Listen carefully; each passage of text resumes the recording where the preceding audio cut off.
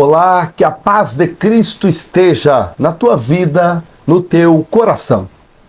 Quero saudar em nome do nosso presidente da convenção, Arcadieso, pastor Arnaldo Candeias, e também em nome de todos os diretores da mesa da convenção. E eu quero aproveitar esse momento para também enviar saudações do meu pastor presidente, o pastor Kemuel Sotero Pinheiro, a todos vocês. A nossa lição, ela tem por título Jesus é Deus. O texto áureo diz-nos o seguinte: no princípio era o verbo, e o verbo estava com Deus, e o verbo era Deus. A verdade prática, a divindade de Jesus está muito clara e direta na Bíblia, além de ser revelada no seu ministério terreno, na manifestação dos seus atributos e obras divinas. O texto da leitura bíblica em classe é João, capítulo 1, versículos de 1 até o versículo 14. Essa lição é uma lição muito importante nos dias odiernos em que vivemos. Jesus é Deus. Na época em que o apóstolo João escreveu o Evangelho de João, por volta do ano 96, 98 da era cristã, lembra que João ele era um dos últimos apóstolos sobreviventes. Os demais, todos foram mortos, martirizados, exceto Judas, que suicidou. Então João, já velhinho, depois dele é de Patmos. Então João escreve o Evangelho de João, e nessa época, quando João escreve, ele já escreve com um propósito duplo. Duplo João escreve. Primeiro, João escreve seu Evangelho para alcançar todas as pessoas. É um evangelho com uma mensagem simples, objetiva, direta, diferente dos evangelhos sinóticos, Mateus, Marcos e Lucas, que escreve para um povo específico. No caso, Mateus escreveu para os judeus, Marcos escreveu para os romanos, Lucas escreveu para os gregos, mas João escreveu para todos.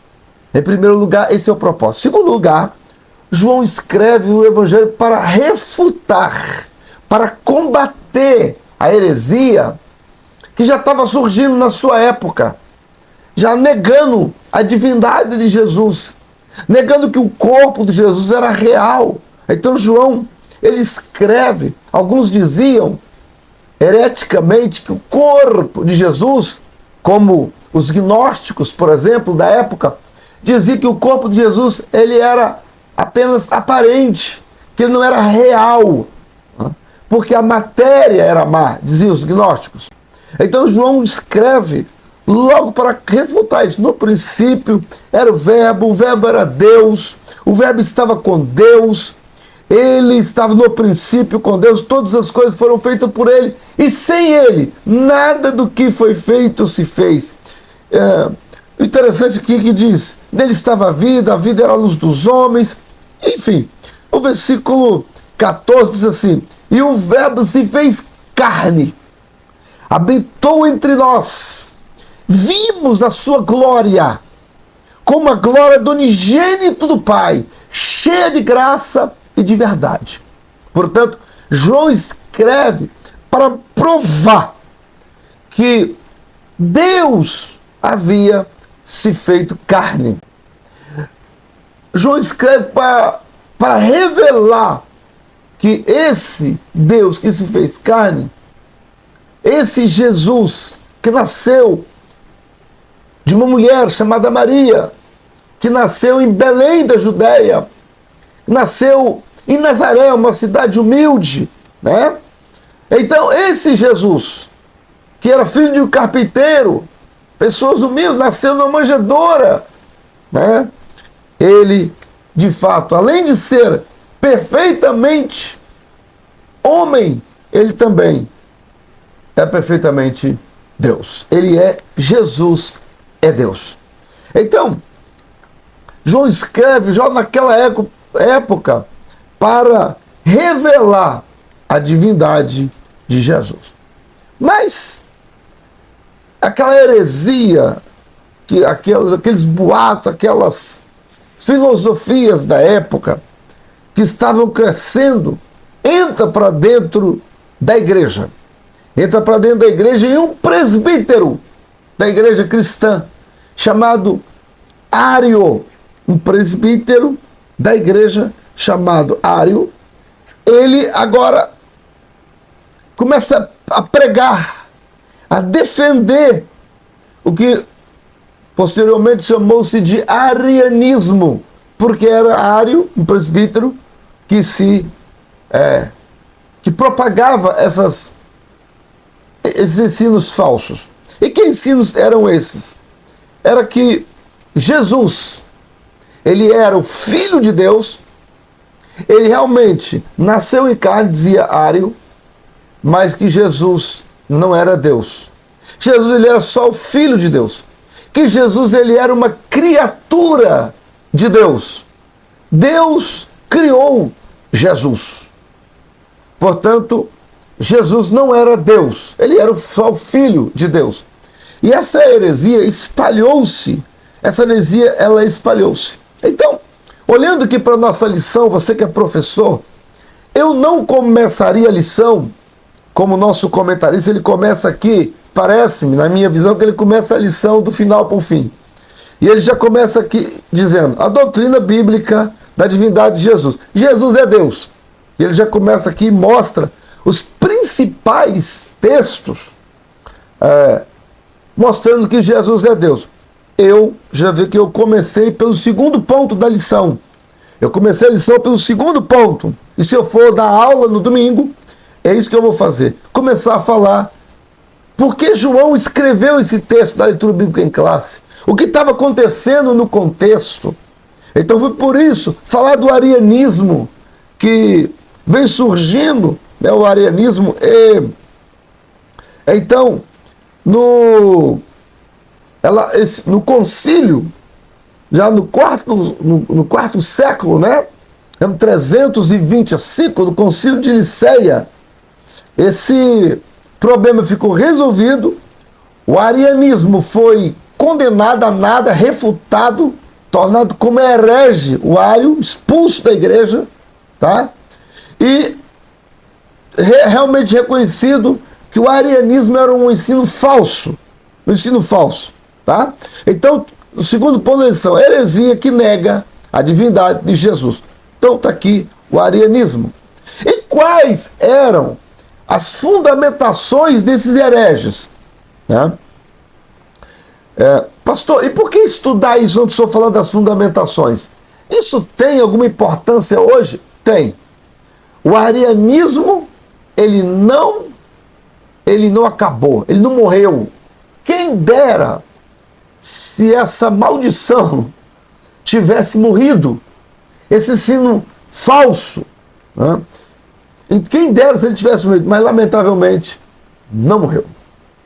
Não morreu. Hoje, pastor, e qual é a religião que hoje aí segue o arianismo?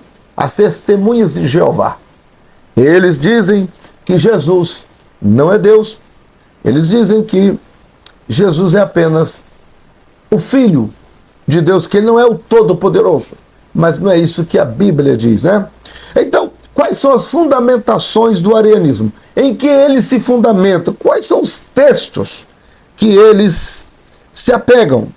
O principal texto é João 17, versículo 3, que diz assim, e a vida eterna é esta, que conheçam a ti só, por único Deus verdadeiro. Conheça a ti só, ó Pai, né? Porque aqui está falando do Pai. João 17 é Jesus orando, oração sacerdotal. E Jesus está orando e fala assim, e a vida é esta, Jesus falando com o Pai, e conheço a ti só, por único Deus verdadeiro, e a Jesus Cristo a quem enviaste. Então, o Deus verdadeiro seria o Pai, na visão deles, né? e Jesus só o Filho. Então eles se fundamentam nisto. Existe um outro texto também que eles se fundamentam, que é Colossenses, capítulo 1 e versículo 15, que diz assim: o qual é a imagem, Jesus é a imagem do Deus invisível, o primogênito de toda a criação. Então, eles pegam esse texto de Colossenses e diz que Jesus aqui foi criado. Ora, se Jesus tivesse realmente sido criado, então, obviamente, que Jesus jamais poderia ser Deus, porque Deus ele não é criatura e nem criado. Deus ele é o Criador, ele é eterno. Deus não tem princípio nem fim, né? Então, porém, isso seria isolar o texto bíblico, pensar o texto, tirá-lo do seu contexto.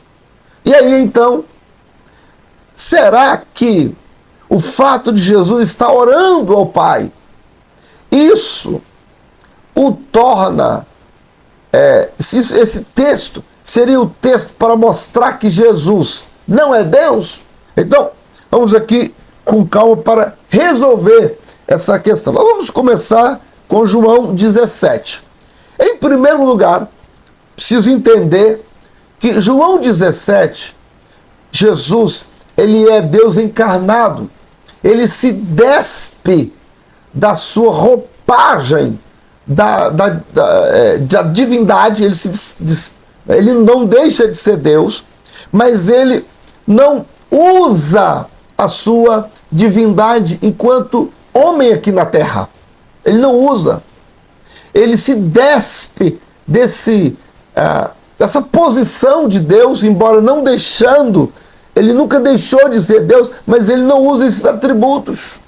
Pastor, e onde na Bíblia diz isso, que Jesus não usa os seus atributos? Em Filipenses, capítulo 2, aqui ó, versículo 5, de sorte que haja em vós o mesmo sentimento que houve em Cristo Jesus, que sendo na forma de Deus, tá vendo? Não deixou de ser Deus, sendo na forma de Deus, não teve por usurpação ser igual a Deus. Não quis usufruir dos atributos de Deus, mas aniquilou-se a si mesmo, tomando a forma de servo, fazendo-se semelhante aos homens, e achando na forma de homem, humilhou-se a si mesmo, sendo obediente até a morte, e morte de cruz. Veja, por que essa expressão até a morte? Por que essa expressão até a morte? Sabe por quê? Porque depois que Jesus ressuscitasse, ele agora ia voltar a assumir todos os poderes da divindade. Por quê? Onde que está na Bíblia isso? Mateus capítulo 28, versículo 19. Jesus fala assim: é-me dado todo o poder, no céu e na terra. Por que é-me dado todo o poder? Ele já não tinha antes? Ele tinha. Mas como Filipenses diz aqui, sendo na forma de Deus, ou seja, antes da criação do mundo, antes do universo, do cosmos existir, Jesus, na eternidade, já existia. E é isso que João está explicando. No princípio era o Verbo, e o Verbo estava com Deus, e o Verbo era Deus. Então, na tradução daquela falsa Bíblia, né, da religião do Jeová, do Testemunho de Jeová, eles colocam Jesus era um Deus, e coloca Deus com letra minúscula. Colocar Deus com letra minúscula colocar Jesus como Deus em letra minúscula é uma blasfêmia, porque Deus com letra minúscula é falso Deus. Então isso é uma humilhação, uma blasfêmia à pessoa gloriosa e maravilhosa de Jesus. Também eles fazem isso, né? Que lástima, né? Mas eles fazem isto. Então, o texto de João diz: no princípio era o verbo. Que princípio? Antes da criação do mundo, o verbo estava com Deus. Por quê? Ele estava no princípio com Deus. Todas as coisas foram feitas por ele. E nada do que foi feito se fez sem ele. Ele é o Criador, ele estava lá no princípio. Só que no versículo 14, mas o verbo se fez carne. Aí sim, ao se fazer carne, é o que Filipenses está dizendo. Versículo de número 6 de Filipenses 2. E que sendo em forma de Deus, não tem por usurpação ser igual a Deus, mas aniquilou-se a si mesmo, tomando a forma de servo, fazendo-se semelhante aos homens, tornando-se carne, nascendo igual aos homens, e achando na forma de homem, achando-se na forma de homem, humilhou-se a si mesmo, sendo obediente até a morte de cruz. Até é advérbio de tempo. Ou seja, teve um tempo em que Jesus se fez homem e como homem ele se tornou servo. Ele humilhou a si mesmo e ele não usou os poderes da divindade. E quando Jesus está aqui, em João 17, orando ao Pai, ele está orando como homem. Ele está aqui como homem orando a Deus, o homem despido, daqueles poderio, do seu poderio. Embora ele, sendo Deus, não teve por usurpação ser igual a Deus. Ele não assumiu a posição de Deus, embora era Deus e é Deus. Mas ele, no seu corpo humano, ele não usurpou fazer isso. Ele não quis tomar essa posição. Ele estava humilhado. Ele humilhou a si mesmo, fazendo semelhante aos homens. Ele agora, sendo na posição de homem, ele ora ao Pai, ele intercede ao Pai, e ele fala assim com o Pai. Ele fala: a vida é esta, que conheço a Ti só, ó Pai, como único Deus verdadeiro, e a Jesus Cristo a quem enviaste. Aqui é o homem falando. É o verbo que se tornou carne. E ele vai obediente e como servo até a morte e morte de cruz. Por que até? Porque depois que ele ressuscita, ele fala: é-me dado todo poder. Sabe o que é todo? É todo. Todo implica em ser, a partir de agora, onipresente. A partir de agora, ser onisciente. A partir de agora, ser onipotente, onisciente, onipresente, presciente. A partir de agora ele toma todos os poderes que só Deus tem. E ele fala: todo o poder é me dado no céu e na terra. Então, o Senhor Jesus ali, e agora ele fala, e depois tu pegar e vai fazer discípulo, todas as nações, e tarará, e ele fala: e eis que eu, não estarei não, estou convosco. Olha que coisa linda. Por que ele fala estou e não estarei? Por quê? Porque ele é onipresente. Olha, Mateus 28, versículo 20, ensinando a guardar todas as coisas que eu os tenho mandado. E eis que eu estou, não é estarei, estou convosco todos os dias, até a consumação dos séculos. Então, note aqui que esse problema aqui já fica logo resolvido em João 17. Que Jesus só fala isso porque ele, Jesus, estava na forma de servo, homem. Depois, pastor, enquanto o texto de Colossenses, que diz aqui, né, versículo 15, Colossenses 1:15, o qual é a imagem do Deus invisível, o primogênito de toda a criação. Porque aí, só que eu não posso isolar esse texto, eu tenho que continuar lendo o texto. A palavra primogênito, ela no contexto bíblico e no contexto judaico, ela não apenas tem a ideia de um ser que foi criado, não é isto. Quando diz aqui, o primogênito de toda a criação, não está dizendo que ele foi criado, está dizendo da posição que ele ocupa. A posição que ele ocupa.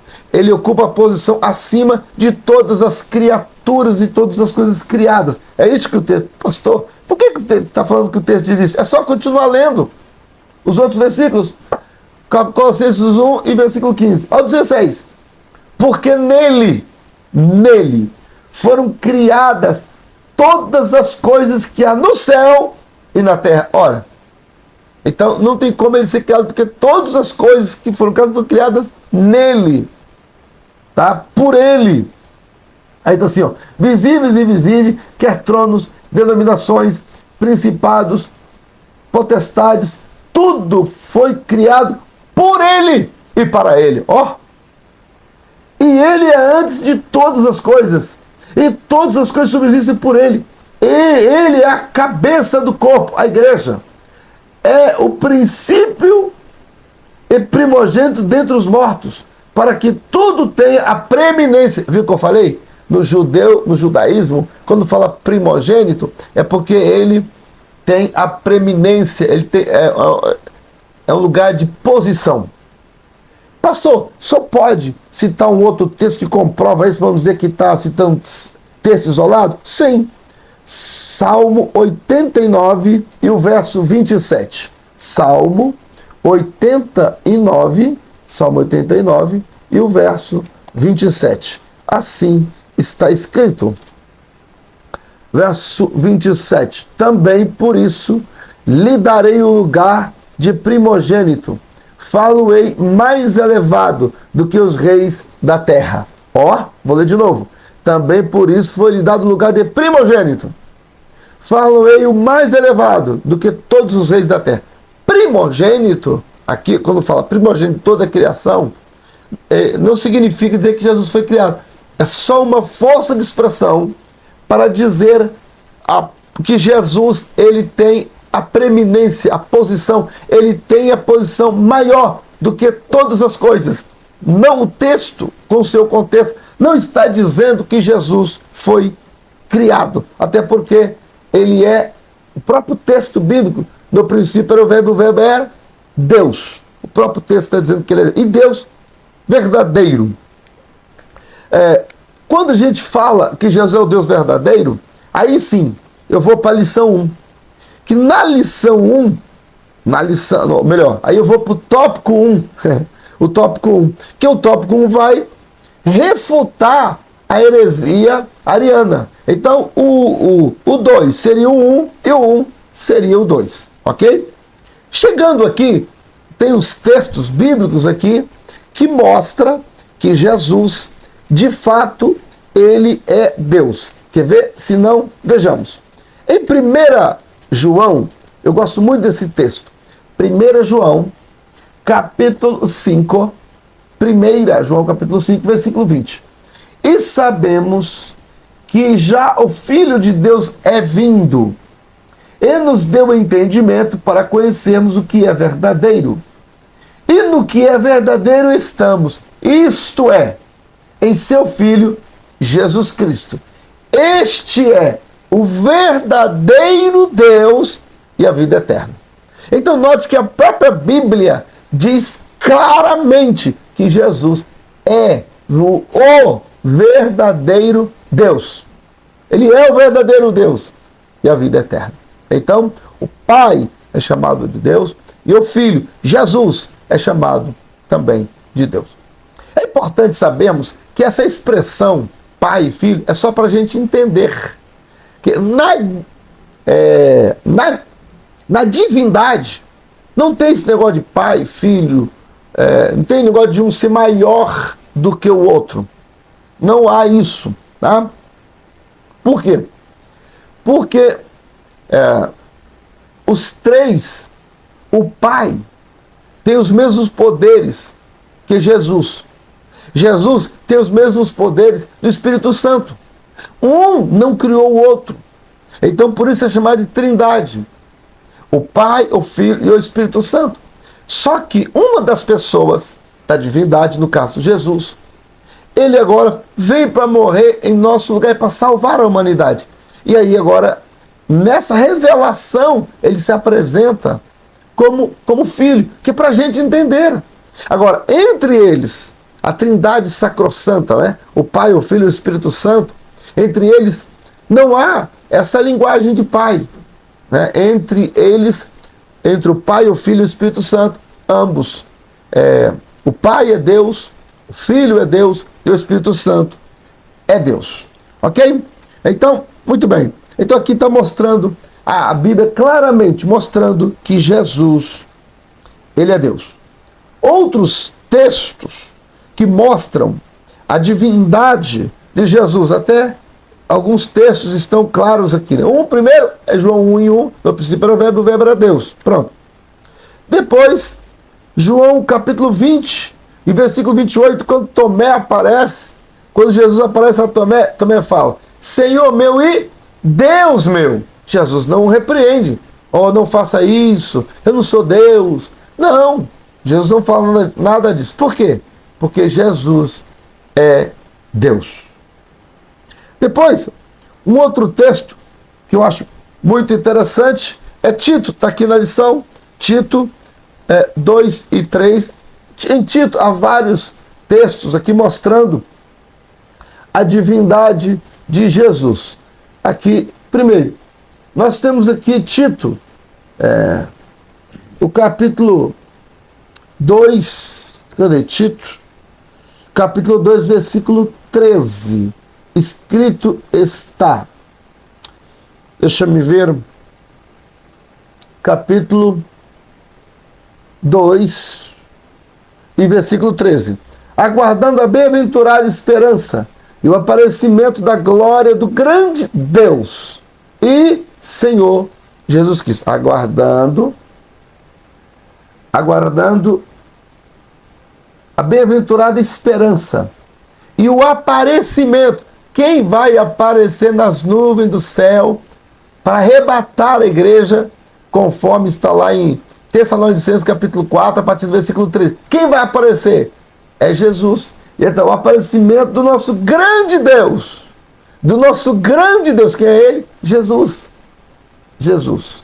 Então, Jesus é Deus. Não tem dúvida nenhuma que Jesus é Deus. Mas, tem um texto que para mim, ele é muito importante. É o texto de Isaías 44 e versículo 6.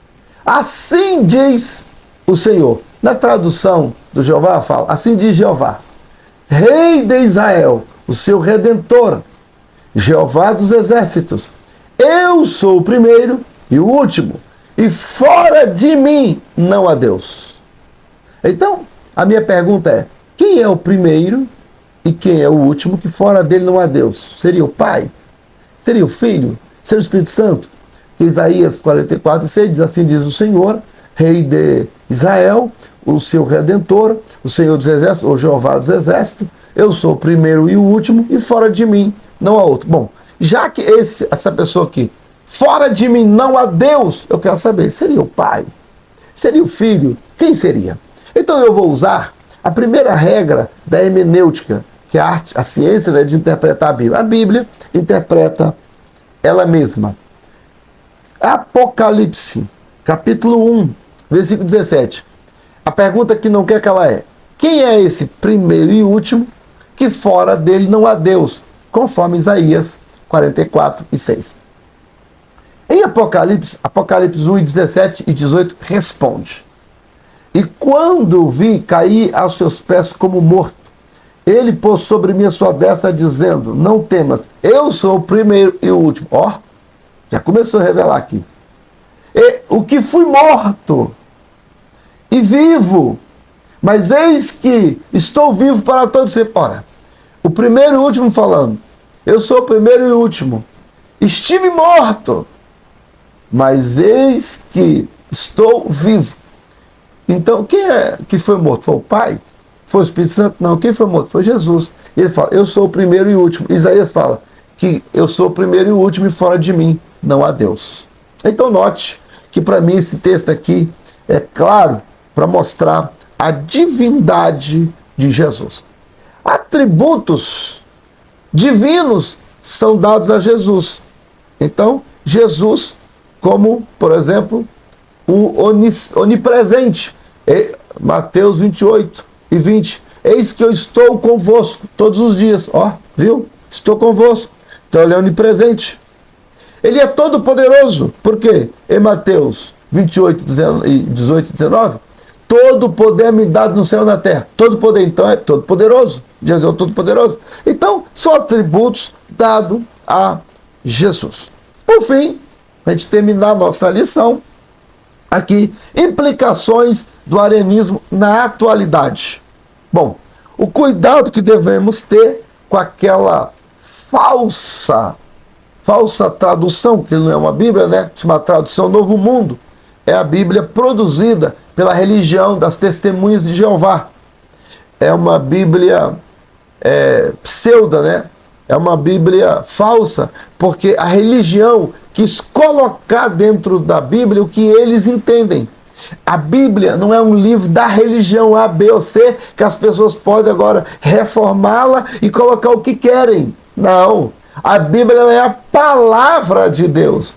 Ela foi inspirada pelo Espírito Santo. Mas, lamentavelmente, essa religião, eles trabalham assim. Então, adulterando a palavra de Deus e colocando coisas do jeito que eles querem colocar. Então, por isso, é o cuidado que tem que ter, porque essa Bíblia é falsa, né? Tradução, Novo Mundo.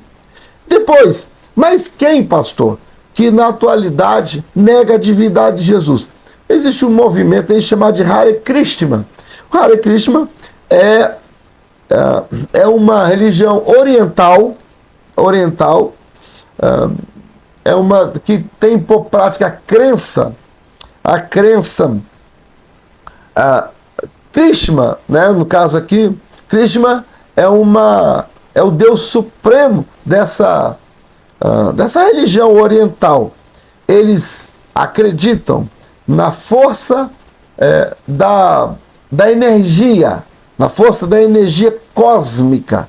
Então, para eles, Jesus não é Deus, Jesus não ressuscitou, e ele, portanto, não é Deus. Eles negam a divindade de Jesus. Para eles, até Hare Krishna é parte, né, de um mantra que, entoado, faz... no caso do Hare Krishna, ele entoa, né, um mantra seria como se fosse as 7 notas musicais. Mantra é uma maneira de ocultar as mensagens nas canções. E agora canta-se aqui esse mantra para fazer conexão com Deus e obter a paz interior. Eles acreditam na força do universo. Usam muito triângulos, pêndulos, muitas dessas coisas, porque eles acreditam no equilíbrio da força do universo. Então, e para eles, o Krishna, né, é o Deus Supremo, e que para se conectar com eles, você precisa de energias positivas, boas energias. Então, eles negam a divindade de Jesus. Outros grupos também negam a divindade de Jesus Cristo. Por exemplo, o kardecismo, né, também diz que Jesus foi uma pessoa iluminada, ele é a reencarnação perfeita, mas eles negam que Jesus é Deus. Mas Jesus, ele é Deus. Então, depois de nós termos estudado sobre a divindade de Jesus, devemos ter cuidado. Não é porque as pessoas batem na nossa porta e que a gente deve aceitar essas pessoas batendo na nossa porta e entrar para fazer estudo conosco. Porque existe uma recomendação bíblica para não aceitar e nem receber essas pessoas em casa. Lá perto de Apocalipse, na segunda epístola de João, portanto é só um capítulo, né? Então, no versículo 8, está assim: olhai por vós mesmos, para que não percamos o que temos ganhado, antes recebamos o inteiro galardão. Todo aquele que prevarica e não persevera na doutrina de Cristo, não persevera na doutrina de Cristo, não tem a Deus. Quem permanece na doutrina de Cristo, esse tem tanto o Pai como o Filho. Se alguém vem ter convosco e não traz esta doutrina, a de Cristo, não recebais em casa, nem tampouco saudeis. Olha aqui. Então, não recebais em casa. Esse verbo, não recebais, que tempo ele está? É um verbo que está no imperativo, ele está dando uma ordem divina, é uma ordem de Deus. Não receba essas pessoas que negam a divindade de Jesus. Vou dar um estudo bíblico. Essas pessoas estão querendo enganar. Essas pessoas, a orientação bíblica é que a gente não recebe. Se eu receber, você está desobedecendo a palavra de Deus.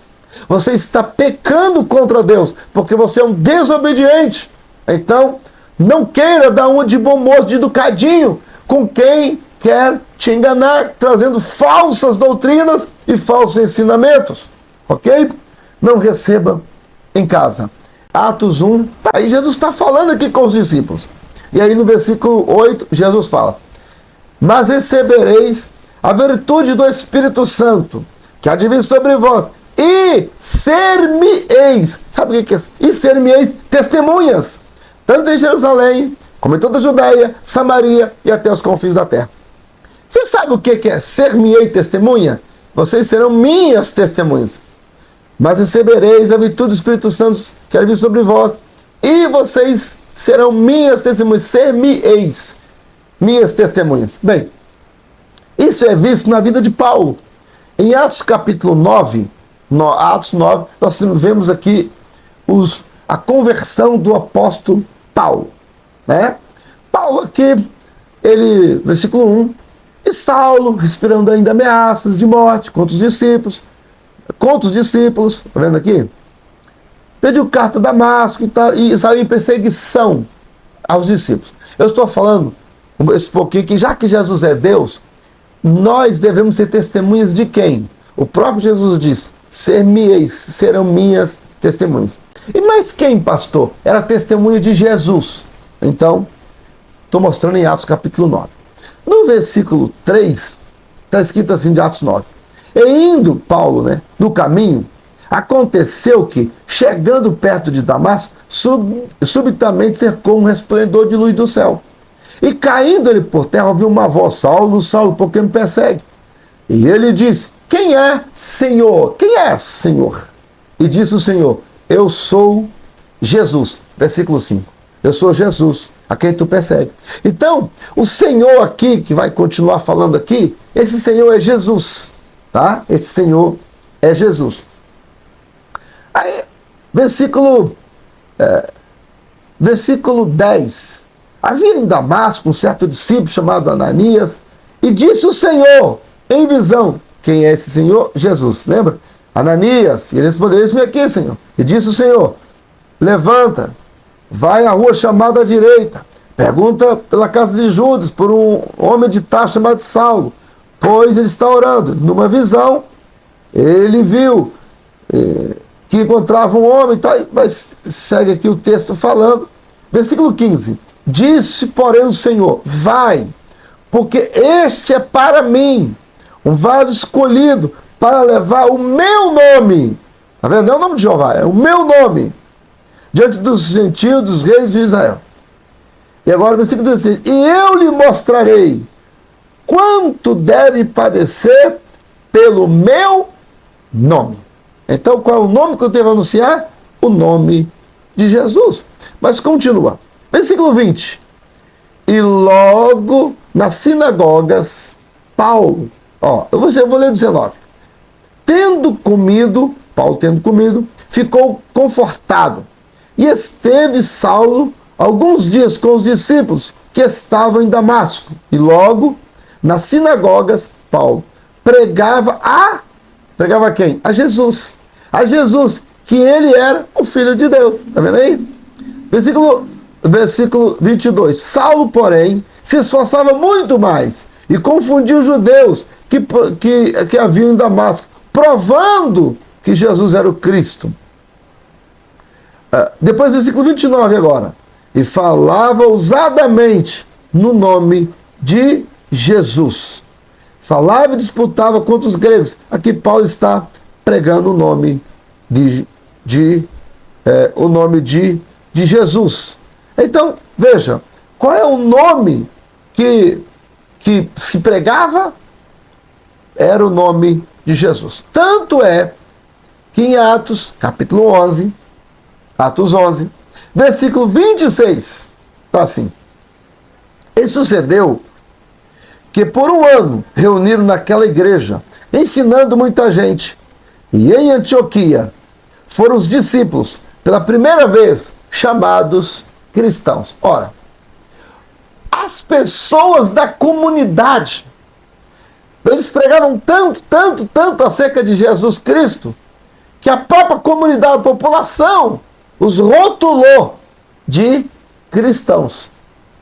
Quando a gente vê o pessoal batendo na porta da gente, o que a gente fala? Ih, já vem o Jeová. Por quê? Porque eles não pregam como os discípulos de Jesus. Eles não pregam como a igreja primitiva pregava. Porque os apóstolos pregavam Jesus. Tanto é que foram chamados de cristãos. As pessoas têm que nos conhecer por cristão. Porque nós somos testemunhas de quem? De Jesus. Se alguém fazer diferente, faça como está escrito em 2 João, versículo 9. Não, versículo 9 e 10. Não receba em casa. Tá certo? E assim que Deus te abençoe, nos abençoe e até a nossa próxima aula, se Deus quiser.